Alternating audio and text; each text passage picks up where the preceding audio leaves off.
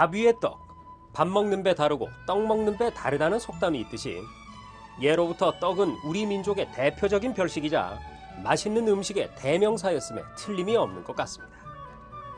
서양 사람들이 좋은 날에 케이크와 쿠키를 나누어 먹듯이 우리 조상들은 정성스레 만든 떡과 한과를 돌리며 이웃과 정을 나누곤 했는데요. 만드는 방식에 따라서 찜떡과 지짐떡, 삶은 떡 등 그 종류도 다양했던 떡은 단지 먹을거리의 차원을 넘어서 명절이나 제례 등에 빠지지 않았던 축복과 기원의 상징이기도 했습니다. 자, 그런 이유로 여인네들은 한가위 송편을 빚으면서 미래의 낭군과 태어날 아기의 모습을 점치기도 했던 거죠. 우리 민족의 식생활을 대표하는 고유의 음식, 떡과 한과 그 맛깔나는 세계로 지금부터 떠나보겠습니다. 식생활 문화는 그 나라의 어떤 문화보다도 앞서왔으며 종합된 문화라고 할 수가 있다. 한국은 집과 옷에서는 물론 음식에서도 독특한 문화를 일으켜왔다.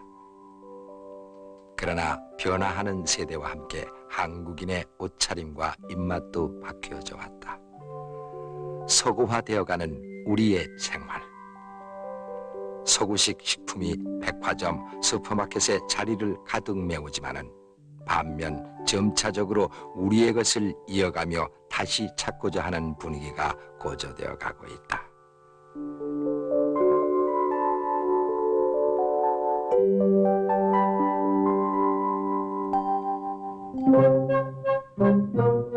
옛부터 떡집이 있던 이곳 종로 낙원동 골목. 3대째 고유의 옛맛을 그대로 간직하고 있는 떡집이 있다. 외조모로부터 물려받은 떡솜씨를 자랑하는 낙원 떡집. 오직 손으로만 일일이 떡을 빚는 것을 고집하며 옛 전통의 맛을 그대로 지켜가고 있다.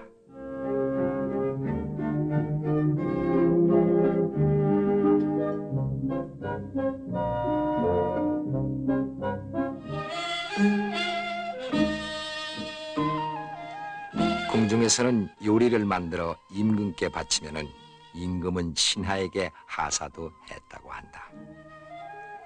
조선 왕조 궁중 음식 기능 보유자 황혜선 여사. 예로부터 전해 내려온 전통 음식을 만드는 방법을 정확히 알고 손맛을 익혀야 한다고 그는 말한다.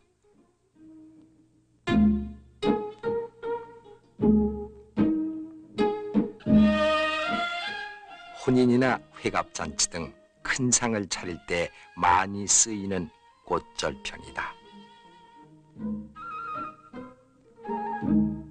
한국인은 떡만 배부르게 먹었던 게 아니라 온갖 길상에 나타난 멋도 즐겼던 것이다.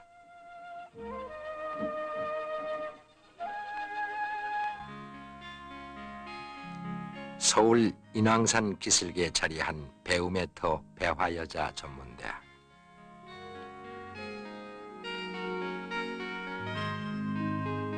이곳 전통 조리과는 우리의 전통 문화 중에서도 맛의 문화를 이어가는 전문인을 양성하는 곳이다.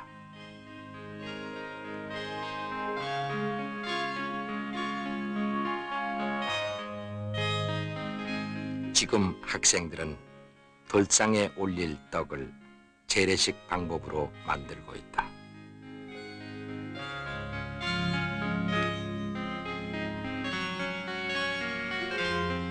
우리나라의 떡은 먹는 음식에 그치지 않고 일생의 통과 의례에 꼭 따랐어야 하는 축복과 기원의 성찬으로 더 뜻이 있다.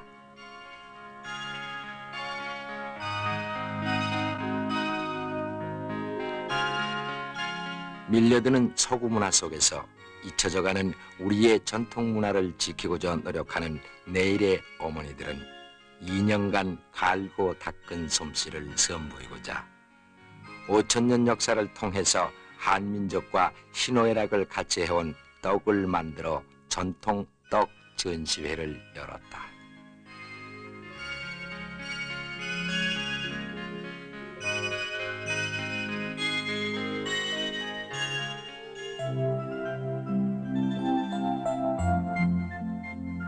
떡을 조리법 중심으로 분류하면은 시루에 쪄서 완성하는 찐떡, 찐 다음 쳐서 만드는 친떡, 기름에 지져가며 모양을 낸 지진떡, 찰가루 반죽을 삶은 떡 등이 있다.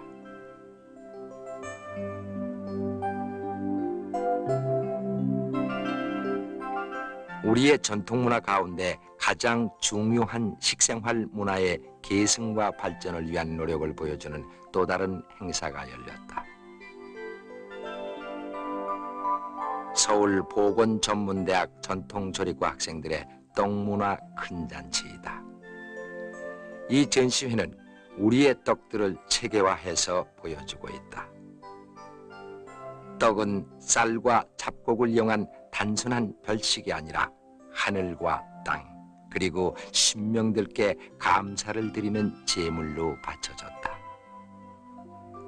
떡의 재료가 쌀, 콩, 기장, 수수, 조 등이었던 것이 7세기경 불교 문화의 융성과 농업경제 향상으로 떡의 재료도 다양해져서 더 한층 다채로운 떡 문화를 이루었다. 유교의 영향을 받은 조선대에는 관혼상제에 따른 의식과 이에 걸맞는 음식이 발달했다. 이와 함께 음식이면서도 장식의 아름다움을 갖춘 떡을 만들려는 노력으로 높은 격조를 이루었다. 중요 민속 자료가 보존되어 있는 온양 민속박물관.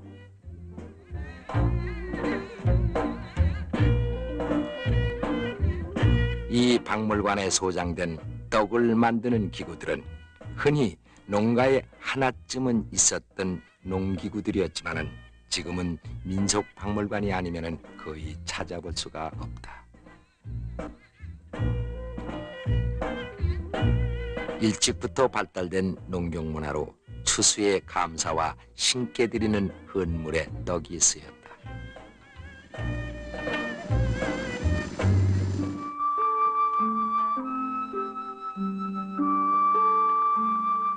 여기서 우리는 재래적인 방법으로 떡 만드는 과정을 살펴보기로 하자.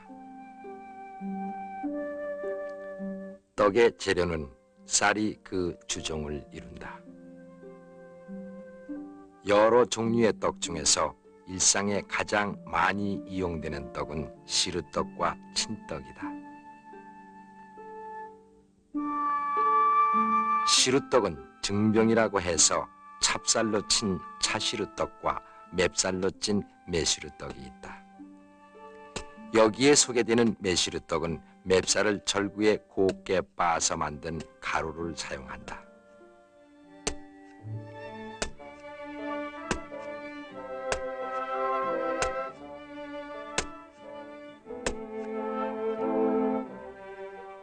맵쌀 가루를 구멍 뚫린 시루에 깔기를 넣어서 앉힌다.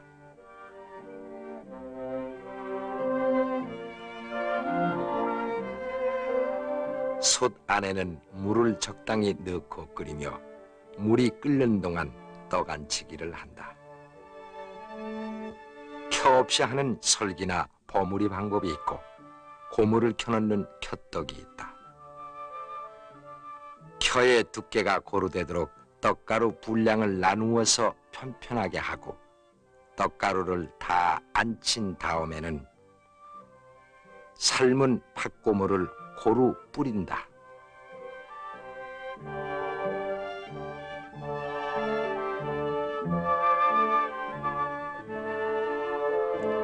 시루국을 잘 붙들어 기울어지지 않게 시루떡을 솥에 건다.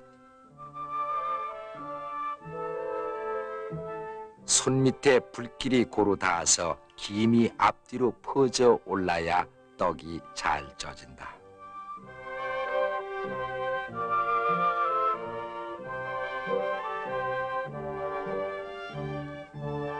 집방석을 마루로 내려놓고 시루를 그 위에 떼어 반듯하게 놓는다. 덮었던 배벼자기를 걷고 한 김이 나가기를 기다린다. 떡이 어느 정도 식은 후에 보통 4, 6등분으로 썰어서 넓적한 큰 나무 주걱으로 받쳐서 안반이나 목판에 내어놓는다.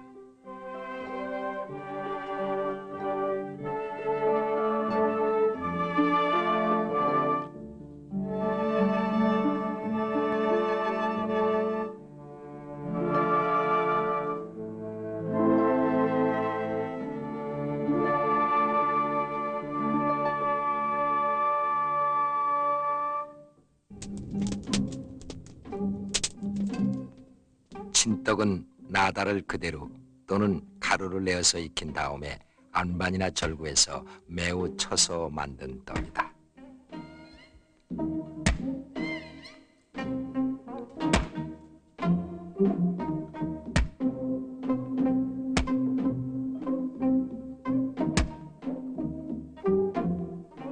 떡은 가장 대표적인 별식으로 우리 속담에 밥 위에 떡이라는 말이 있다.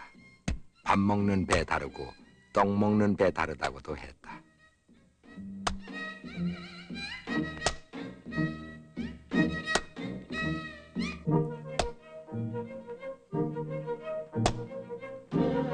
한국인의 삶의 참모습을 보는 데 있어서 절기에 따라 지켜지는 세시 풍속을 빼놓을 수가 없다.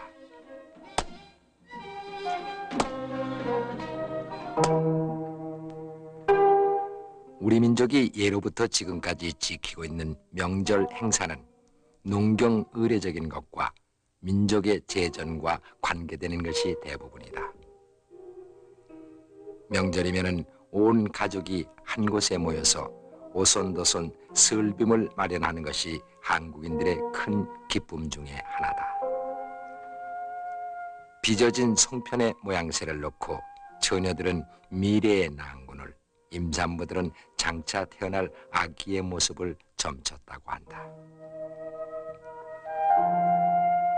비록 서툰 솜씨라고 해도 정성껏 빚어서 잘된 것은 조상과 우더른 몫이 된다.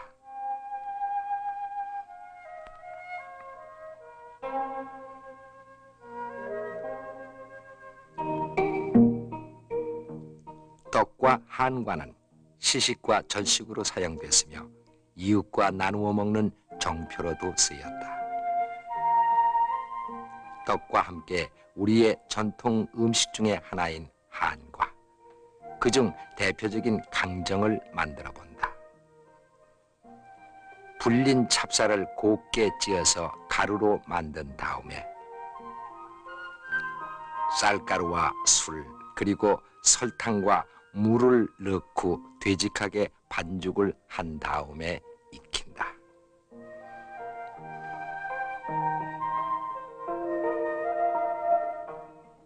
잘 익은 후에 꺼내서 절구에 넣고 찧은 다음에 도마에 밀가루를 펴고 반죽을 쏟는다.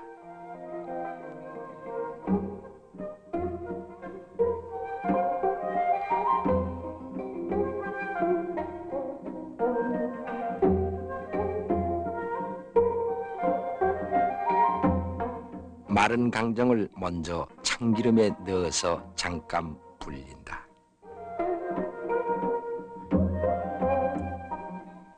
따뜻한 기름을 그릇에 조금 담아서 불린 강정을 넣고 반죽 모양이 반듯해지게 한 뒤에 약간 부풀어 올랐을 때 꺼낸다.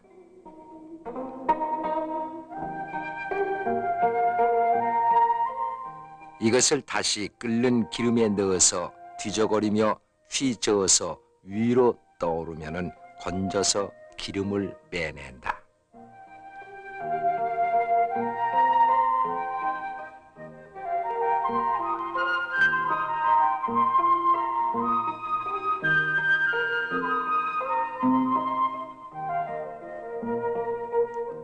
튀긴 강정에 조청이나 꿀을 바르고 고명을 묻힌다.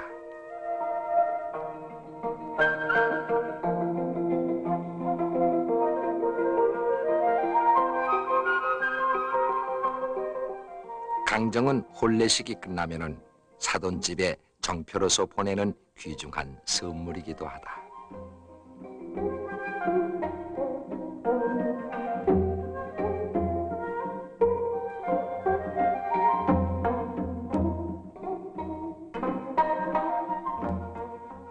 한과는 그 모양새도 꽃 모양의 수를 놓는 등 다양하다.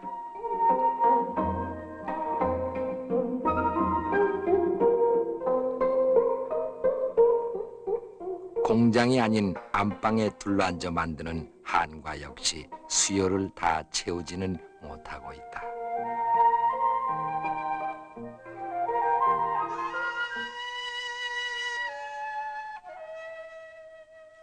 떡과 한과는 무엇보다도 우리의 소중한 통과 의례에서 빠져서는 안 될 품목이다. 먼저 명절 때 떡을 만들어서 조상님께 올리고 그것을 자손들이 나누어 먹는다.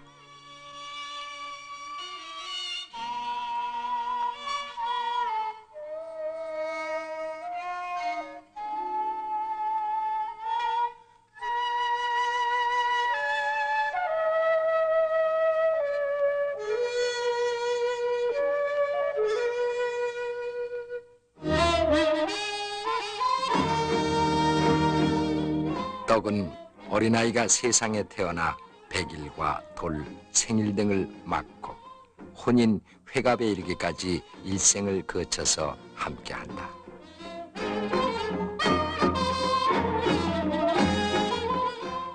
결혼식이 끝나고 신혼 부부는 시부모님께 패백을 드리는데 대추로 장식한 시루떡은 없어서는 안 될 성찬이 되기도 한다.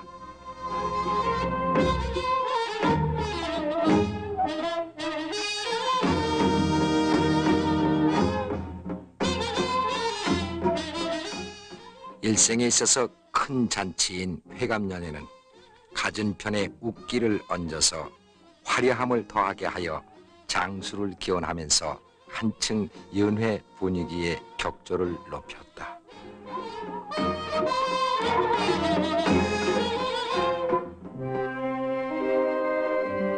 또한 떡은 계절에 따라서 절식으로 즐기는 풍습이 있었다.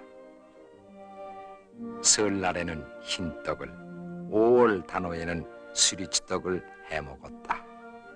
8월 한가위에는 오려 송편을 만들어서 조상님께 올리기도 했다.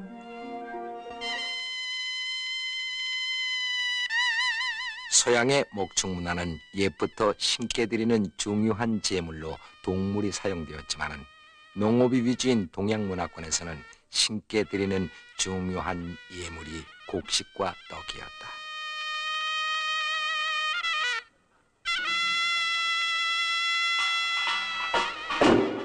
이렇게 한국의 떡은 한국 민족의 정서와 문화에 떼어놓을 수 없는 신성한 음식이기도 하다. 떡을 만들어 가족과 이웃이 나누어 먹던 즐거움이 사라지지 않기를 바라는 마음에서 또한 우리가 풍류 있는 정서적인 민족임을 자랑스럽게 생각하고 있는 한 떡은 우리 고유의 음식으로 계속 꽃피울 것이다.